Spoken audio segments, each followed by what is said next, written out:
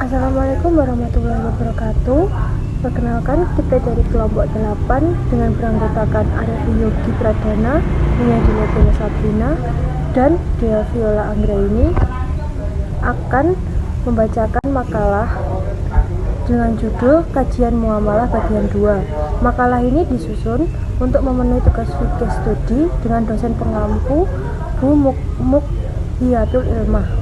Baik, di sini saya Arevi Yogi Pradana akan membacakan mengenai bagian utang piutang. Pengertian umum dari utang piutang merupakan kegiatan yang mencakup jual beli, sewa menyewa yang dilakukan oleh dua orang atau lebih, namun tidak secara tunai. Berikutnya yaitu dasar hukum qard, yaitu ayat Al-Quran surat At-Tagabun ayat 17 yang berarti, jika kamu meminjamkan kepada Allah pinjaman yang baik, maka Allah akan melipat gandakan balasannya kepadamu dan mengampunkanmu, dan Allah Maha Pembalas jasa lagi Maha Penyantun. Berikutnya adalah syarat dan rukun qard. Syarat qard yang pertama yaitu besarnya jumlah pinjaman qard yang akan diberikan kepada peminjam harus diketahui jumlahnya. Yang kedua yaitu sifat pinjaman qard dan harus diketahui usianya jika qard dalam bentuk hewan. Yang ketiga, pinjaman qard yang diberikan tidak sah apabila orang yang memberikan pinjaman tidak memiliki hak milik atas pinjaman qard tersebut. Menurut jumhur, mayoritas ahli fikih fuqaban, rukun qard adalah yang pertama, ahid. Yang kedua, yaitu ma'khud alai jumhur ulama. Berikutnya yaitu ijab qabul. Qard merupakan akad kepemilikan atas harta. Karena itu, akad tersebut tidak akan menjadi sah kecuali diikuti dengan adanya ijab dan qabul. Berikutnya adalah kafalah.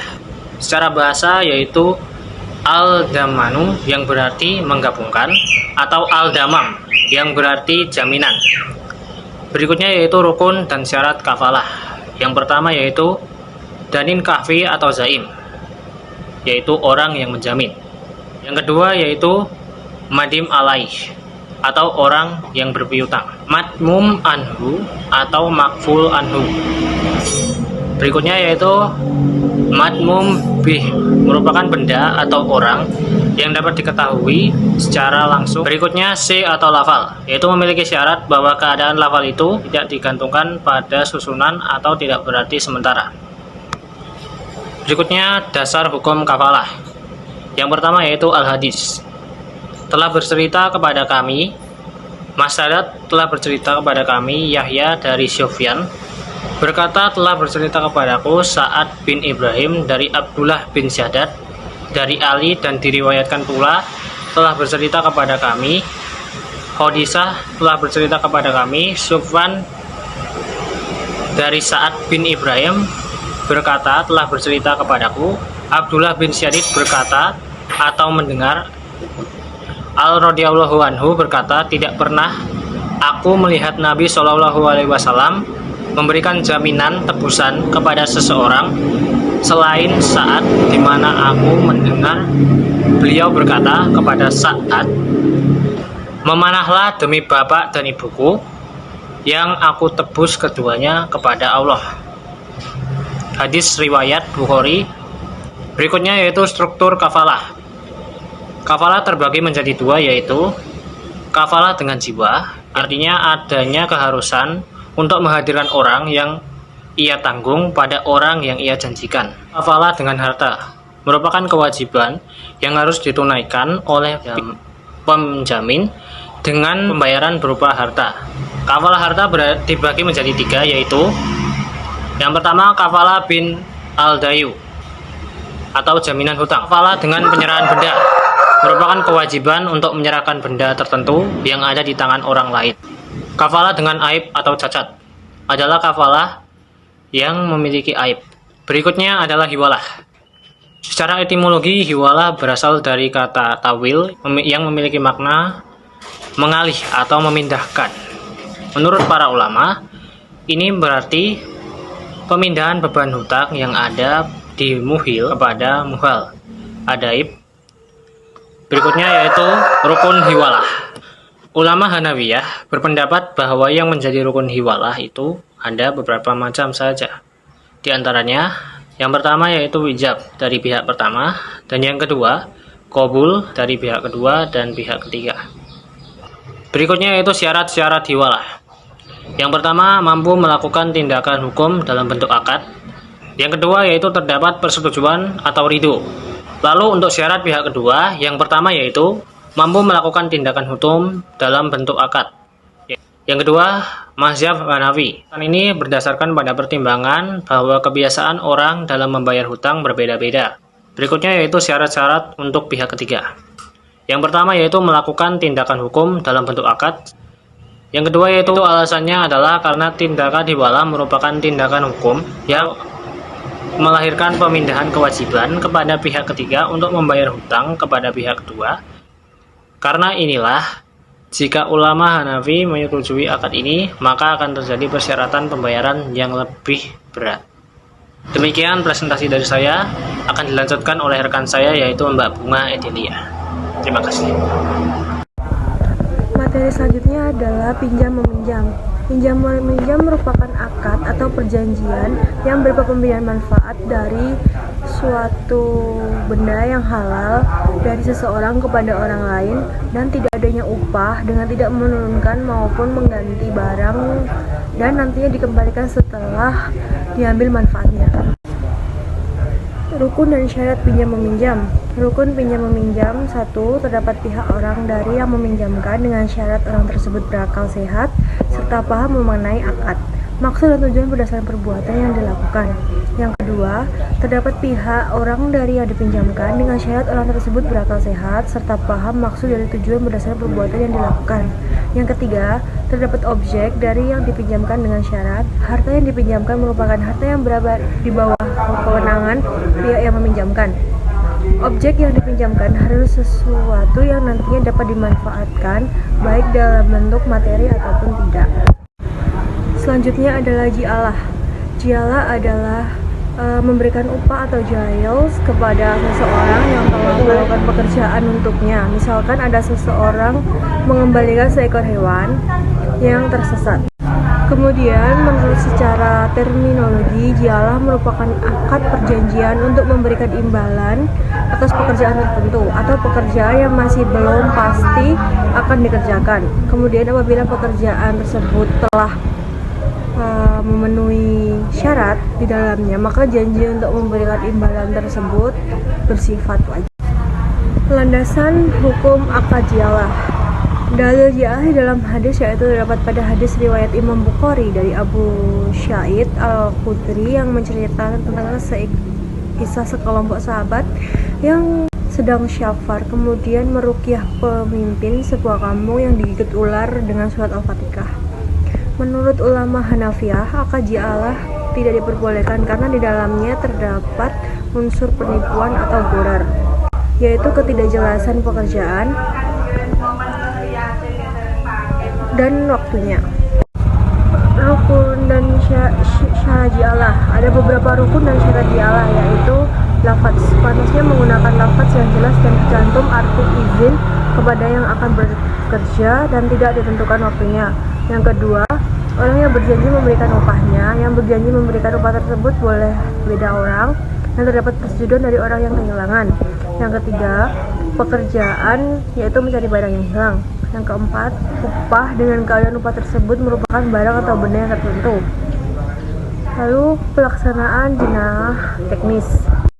Pelaksanaan jinaah ada dua cara, yaitu ditentukan oleh orangnya, misalnya meski dengan sendirinya mencari barangnya yang hilang. Yang kedua, secara umum memiliki maksud, yaitu orang yang telah diberi pekerjaan mencari barang, bukan hanya satu orang, akan tetapi bersifat umum siapa saja.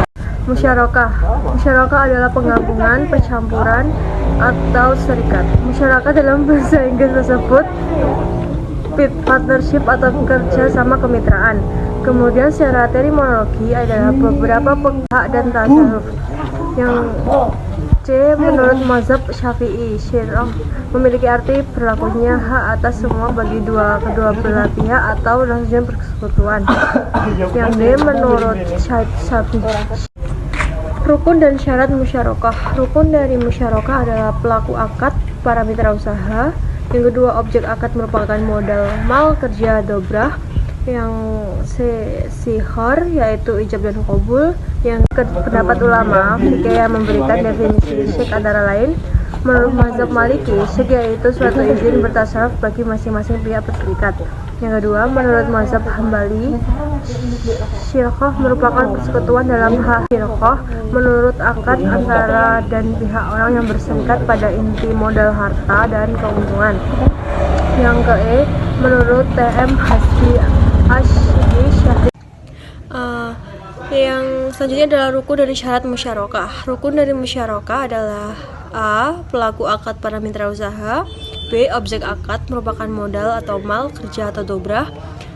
Yang C adalah sihor yaitu ijab dan qabul. Yang ke D. Nisbah keuntungan atau bagi hasil. Syarat-syarat yang berhubungan dengan musyarakah adalah A. Sesuatu yang bersangkutan dengan semua bentuk musyarakah baik dengan harta maupun dengan yang lainnya. Terdapat dua syarat, yaitu satu, yang berkaitan dengan benda yang diakadkan adalah harus dapat diterima sebagai perwakilan. Yang B, yang berkaitan dengan keuntungan adalah pembagian keuntungan harus jelas dan dapat diketahui dua belah pihak, contohnya setengah, sepertiga, dan yang lainnya. Yang B, semua yang bersangkutan dengan musyarakah mal atau harta. Baik, saya akan melanjutkan presentasi dari teman saya. Muzaraah. Secara etimologi, muzaraah merupakan kerjasama di bidang pertanian antara pihak pemilik tanah dan petani penggarap, di mana pemilik lahan menyerahkan lahan pertanian kepada si penggarap untuk ditanami dan dipelihara dengan bayaran tertentu dari hasil panen yang benih tersebut berasal dari pemilik lahan. Landasan hukum muzaraah terdapat pada Al-Quran, yaitu pada surah Az-Zukhruf ayat 32. Kandungan dari ayat tersebut adalah menerangkan bahwa Allah SWT memberi keleluasaan dan membebaskan hambanya dalam berkehidupan sosial dan senantiasa taat kepadanya dengan berbagai cara yang diperbolehkan. Kemudian juga terdapat di dalam hadis riwayat Al-Bukhari dan Muslim. Di dalam hadis tersebut telah dijelaskan bahwa akad bagi hasil di dalam pertanian dengan muzaraah diperbolehkan dalam Islam dan memiliki dasar hukum yang jelas untuk dipraktikkan dalam kerjasama muzaraah serta memperoleh keridhaan Allah SWT. Rukun muzaraah: ijab, qabul, tanah, pekerja, modal, alat-alat untuk menanam. Syarat muzaraah. Menurut Abu Yusuf dan Muhammad, muzaraah memiliki beberapa syarat yang berkaitan dengan ahid, tanaman, tanah yang akan ditanami, tanaman yang dihasilkan, alat untuk bercocok tanam, dan waktu bercocok tanam. Sedangkan untuk syarat lahan garapan, lahan memungkinkan untuk digarap adalah apabila ditanami tanah tersebutkan menghasilkan. Jelas lahannya, ada penyerahan lahan, syarat-syarat tanaman yang dihasilkan, jelas ketika akad, diharuskan atas kerjasama dua orang yang berakad, ditetapkan persentase hasil pertanian di antara keduanya, hasil dari tanaman harus menyeluruh di antara dua orang yang melangsungkan akad. Selanjutnya, mukabaroh. Pengertian mukabaroh yaitu mengerjakan tanah orang lain, contohnya sawah maupun ladang dengan imbalan sebagai hasilnya. Sedangkan untuk biaya pengerjaan dan benihnya ditanggung orang yang mengerjakan. Landasan hukum mukabaroh. Sebagian besar ulama melarang paruan tanah. Mereka beralasan pada beberapa hadis yang melarang paruan tersebut. Hadis tersebut berada dalam kitab hadis Bukhari dan Muslim. Di antaranya, Rafi bin Hadij berkata, di antara Ansor yang paling banyak mempunyai tanah adalah kami. Maka kami persewakan sebagian tanah untuk kami dan sebagian untuk mereka yang mengerjakannya. Kadang-kadang sebagian tanah itu berhasil baik dan yang lain tidak berhasil. Oleh karena itu Rasulullah SAW melarang paruan dengan cara demikian. Riwayat Bukhari. Hadis tersebut yang di dalamnya terdapat larangan hanya apabila penghasilan dari sebagian tanah tersebut ditentukan harus kepunyaan di antara satu belah pihak, sehingga hukum mukabaroh yaitu boleh atau mubah, dan seseorang dapat melakukannya untuk dapat memberi dan mendapat manfaatnya dari kerjasama tersebut. Rukun mukabaroh: pemilik tanah, petani atau penggarap, objek mukabaroh, ijab dan qabul, keduanya secara lisan. Syarat mukabaroh: pemilik dari kebun tersebut dan penggarap dari kebun harus orang yang balik dan berakal. Benih yang akan ditanam layak dan dapat menghasilkan. Lahan tersebut merupakan lahan yang menghasilkan, jelas batas-batasnya, dan juga diserahkan sepenuhnya kepada pihak penggarap kebun. Pembagian untuk masing-masing harus jelas penentuannya. Jangka waktu harus jelas menurut kebiasaan. Selanjutnya, musakoh. Pengertian musakoh secara bahasa berasal dari kata sakoh yang artinya kata tersebut adalah yang dimaknai dengan penyiraman atau pengairan untuk mendapatkan kemaslahatan dan memperoleh imbalan tertentu dari hasil lahan yang dikelola tersebut. Landasan hukum musakoh terdapat pada Al-Quran, yaitu dalam surah Al-Baqarah ayat 282. Ayat tersebut menjelaskan bahwa Allah Subhanahu wa Ta'ala memerintahkan kepada hambanya di muka bumi ini yang melakukan kegiatan usaha kerjasama di antara kamu. Hendaklah dilakukan secara tertulis dan tidak dilakukan secara lisan agar terhindar dari hal-hal yang bisa merugikan dalam suatu kerjasama. Rukun musakoh, sigot, dua belah pihak, kebun, masa kepemilikan, buah. Syarat musakoh, ahli dalam akad, menjelaskan bagian penggarap, membebaskan pemilik dari pohon, hasil dari pohon dibagi antara dua orang yang melangsungkan akad sampai batas akhir. Sekian dari kelompok kami, jika ada kurang lebihnya mohon maaf. Wassalamualaikum warahmatullahi wabarakatuh.